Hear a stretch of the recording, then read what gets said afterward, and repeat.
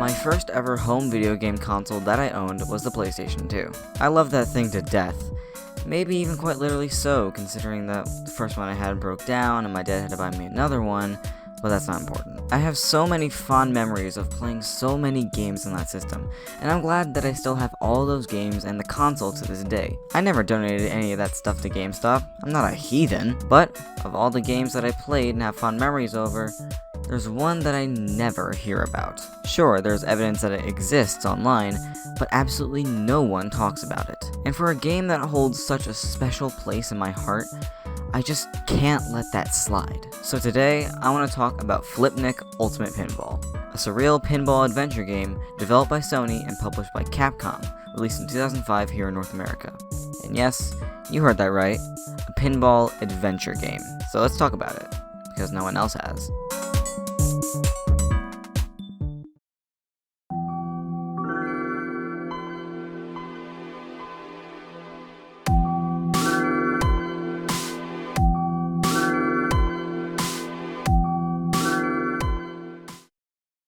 Before we even start to talk about the gameplay, we need to talk about the startup sequence. Now, normally, video game startup sequences are very boring, and you normally just skip past them if given a chance. Flipnic's startup sequence is no different at the start. It begins very normally, showing off the companies that helped make the game. But then we get to what I'm going to call the monkey sequence. Yes, monkey. In this sequence, we see this monkey with graphics that look like it came out of the Commodore 64 going fishing. You know, much like a white guy. In actuality, the segment is meant to be a luck meter, as the outcome of the monkey's fishing trip becomes your luck. For example, if you have bad luck, the monkey will pull out a crocagator, whatever it is. Or if you have miraculous luck, the monkey will pull out 3 different fish on the same line. Also, the background music is a rendition of Harry Dacre's Daisy Bell, which is significant in computing history as it was the first song a computer ever sang. It was even sung by HAL in 2001: A Space Odyssey. What does that have to do with pinball? Fuck knows, but it's here.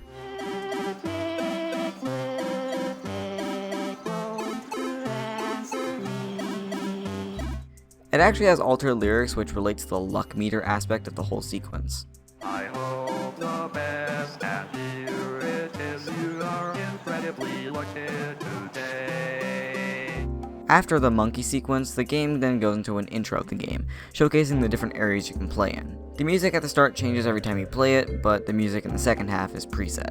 And then the game begins. There are several different things I could go over, like the multiplayer or the tutorials, which are just as equally as weird as the main game itself, but we're going to focus on the single player game. When going into a new game, you only have one level to play, that being Biology A. As you progress, you begin to unlock the other stages. So, no better place to start than here. Biology begins with a short cinematic that shows a pinball flying out of a metallic liquid and falling, with the text, "Drop of silver approaches the stage." Then you are dropped into a jungle-like level, with nature and flora and animals all around. The entire level is themed this way, greenery all around. After you get through the bumper zone, you are then led into the main parts of the level. This section contains a waterfall and a slot machine within the waterfall. Hitting the bumpers up at the top will stop that specific section, and if you match all 3, you enter into a minigame. There are 4 minigames, and here they are, as quick as I possibly can explain them. Hungry Monkey. Hit the slot machine bumpers to drop bananas, control the monkey using the same buttons as the flippers, try to get as many bananas as possible, avoid black bananas. UFO Quiz Show. UFOs will start to fly in from the side of the screen. Count the number of UFOs that flies through, use your flipper buttons to count up or down. Color Puzzle. A 3x3 grid of bumpers is in the center. Hitting the bumpers changes their colors. Getting 3 bumpers of the same color in a row results in a bingo. Get as many bingos as possible. Getting all bumpers to be the same color results in a super bingo. Lucky Flamingo. Charge your ball up and throw it out. Collect the yellow stars to gather flamingos. Gather pink stars to get extra balls. Avoid the alligators as they'll scare away the flamingos. There's also the money signs, which just give you some coins, and there are also the wild segments, which are wild cards, and then the question marks, which just give you random minigames. There are also 2 different paths you can go down. Well, technically 3 if you count the below segment with the alligators, but there's nothing to do down there, so we're just gonna ignore it. Going to the left will lead you to this area with a bumper and a flipper, and going further will lead you to the butterfly area. In this area, you have to hit all the bumpers to call butterflies to them. But don't hit this evil looking bumper, as it'll make the iguana eat the butterflies you've tried oh so hard to collect. Once all bumpers have butterflies, the first major event of the game occurs. freeze over. And as the name suggests, the entire level, minus a few sections, completely freezes over, replacing all water with ice. In the waterfall area, the slot machine is no longer there. Instead, there are 2 ice ramps. Oh, you know what you need to do. Go up the ramps and hit the back wall a certain number of times until the next major event happens. Hidden Path Discovery. And yes, that is Comic Sans, because of course it is. Then you need to go up the newly discovered path, collecting all the coins until you reach the top. At the top, the last major event happens. Zero Gravity. Now, Zero Gravity is an important part of every level, and it's the finale of each. In this, you have this being, entity, thing, constantly warping into various shapes. It's your job to hit it enough times to destroy it. Even if you don't, you just need to exist for long enough and you'll complete the level. But before we move on, we need to take a look at the right path at the waterfall section. Going down this path will lead you to a whole new section, and it will activate Multi-Ball. Multi-Ball is its own thing, and I don't want to explain it, so let's explain what happens afterwards. After you lose all but one of your balls, you'll get a warning message, and then, oh no, a big UFO is coming! Oh god! Yeah, this game has a thing with aliens and UFOs for some reason. They're a common occurrence in this game. But anyway, you either need to activate Multi-Ball again by hitting the tree enough times, or by getting the hell out of there via the path on the left, or by going out the out-hole, but that isn't preferable. Even if you don't escape, you just respawn again. It's not detrimental to the game, but where's the fun in that, eh? But now you're done with Biology A. The next level is Evolution A. After every level, you have to play an Evolution level. Evolution levels are extremely weird, to say the least. You have to hit this shape-shifting demon entity enough times until he dies, and then you unlock the next level. It genuinely is really weird, and it still is very uncomforting to me now, but hey, when does this game make sense? Next up, Metallurgy A. Metallurgy gives me very much Middle Eastern vibes. I think that's just because of all the sand and the building structures, but hey.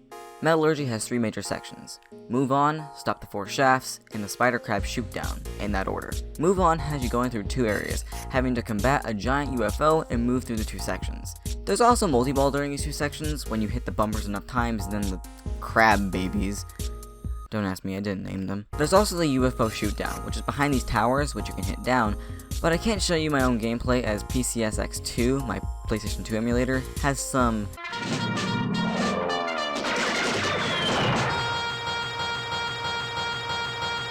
issues with that section. You can do it while on multi-ball because the camera won't follow that certain ball, but there's no fun in that. So here's some gameplay from someone else on YouTube instead.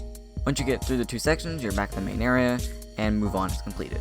Next up is Stop the 4 Shafts. This section completely breaks the norm of pinball that we've seen so far. The ball will start to rotate around these metallic cylinders, and you'll have to shoot it off in the right direction to have it go to another cylinder. You have to maneuver around these cylinders to get to the shafts. These shafts will open and close, and the cylinders will move up and down. You have to move around to get to the shafts and then wait for them to open up.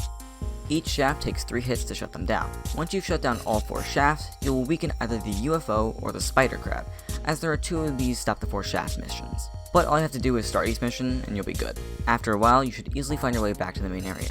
And I'm sure there's a sex joke in here somewhere. Shafts and balls and cylinders. The last main section is the Spider Crab Shootdown. In this section, a giant spider crab appears, and you have to hit it enough times to defeat it. It'll often spawn with those crab babies that I mentioned back in the Move On section.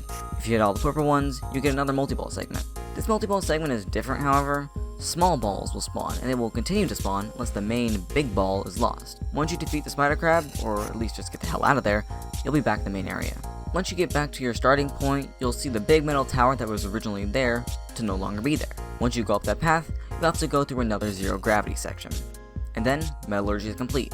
And of course, you have to complete an evolution level before moving on to the next, which is Optics A. We've had the jungle, then a desert, now we're in the land of Neon. And to be honest, this is my favorite section of the game. The main mission of Optics is Point of No Return. NPONR, which is just one letter swap away from being sus, these rings will appear around the stage. You have to collect certain colors of them in order to complete the mission. There are 6 colors: red, blue, green, yellow, teal, and pink. Red, green, and blue can be found in basic areas of the map. They're pretty easy to find. The other 3 are located in 3 unique areas of the game. The yellow ring is contained within the bumper zone. In the bumper zone, flippers don't exist, and you can only control a few bumpers. It's very hard to maneuver around, as you would expect. Or maybe it's me having a skill issue, I don't know. This whole game can be considered me having a skill issue, to be honest, but whatever. The teal ring is contained behind Loop-the-Loop. In this segment, you have 2 rings of bumpers and a main bumper at the end. You have to avoid the bumper rings to hit the main bumper at the end. Hit it enough times, or just let the timer run out, and the Loop-the-Loop will open, giving you the teal ring. The pink ring is contained within the non-stop area. This area is named as such because it's f***ing difficult to maneuver around and get out. But you have to go here in order to get the pink ring, so there you have it. A necessary evil, or whatever. Once you get all the rings you need, return to the starting point to activate multi-ball. Once multi-ball is active, the top area is opened up, and you'll have different challenges involving the bumpers. Hitting them X number of times, making them all the same color, or only hitting the red ones. And then after you do that, or again the timer runs out, sensing a theme there, you're done. Well, sort of. You have to do point of no return 2 more times. I hope you like hearing that music, so rinse and repeat what you've done, now with different ring colors. And after you're done with the final multi-ball, you can move on to zero gravity, which is just boring in this level. It just teleports you there, it doesn't make you work for it, which is stupid. But hey, at least it looks dark now, so there's that. And of course, an evolution level to boot. Now you may think at this point, okay, time to move on to geometry. But you'd be wrong. Remember everything you did all the way back in biology? Well, you have to do it again. The next 3 levels are biology, metallurgy, and optics B, in that order. In these levels, the playing field is mirrored and things are darker, and you have to do everything all over again. At least you don't have to complete an evolution level after each one, but still. And yes, that means doing point of no return 6 whole times throughout a full gameplay. Also, and this is just a minor gripe here, the freeze over video that plays in Biology B is just so lazy. I mean, compare the A and B variants and you'll see what I mean. That's just low effort. So, after doing everything for a second time, we move on to geometry. Now here's a question. Do you like Breakout? What about Pong? If you answered yes, then you're gonna love geometry, as that is its main inspiration. No 3D pinball graphics here, I only like the Atari, damn it! Anyways, instead of moving flippers, use the D-pad to move these discs around to keep the ball from going to these red heartbeat monitor lines, geometry's version of the out pole. There are several keys and flags you have to collect over the course of the level. Get some keys, unlock warping across the stage like Pac-Man, warp enough times and then the first mission begins, Alien Hill. In this, you have to collect keys to climb up, while avoiding returning back down, as that has, quote-unquote, unfortunate results, aka death, but this is relatively straightforward. Next up, Area 74. In this, there are multiple UFOs that spawn, and you have to hit them to destroy them. They're constantly shooting at you, which can hinder your movement.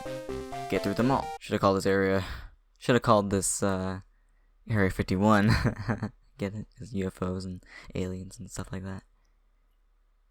Is that the joke? And then, Galaxy Tennis. Pretty much Pong, but with obstacles in the middle and barriers around the goal. And that's really it.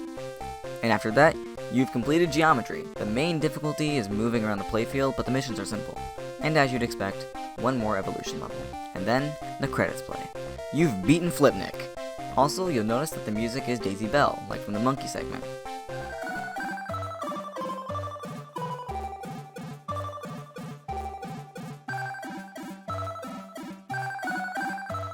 It all comes back together nicely, doesn't it? Now, there's more to Flipnic than just the base game. Like I said, there's multiplayer games. I would show them off, but I don't have friends, and playing multiplayer games alone sounds really boring and just flat out sad, so here's some footage I took from YouTube.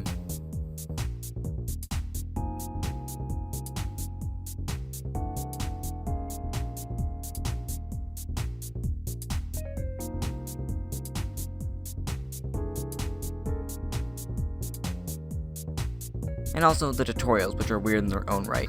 They explain Flipnic's unique rules and style, but it just has this Flipnic vibe to it all.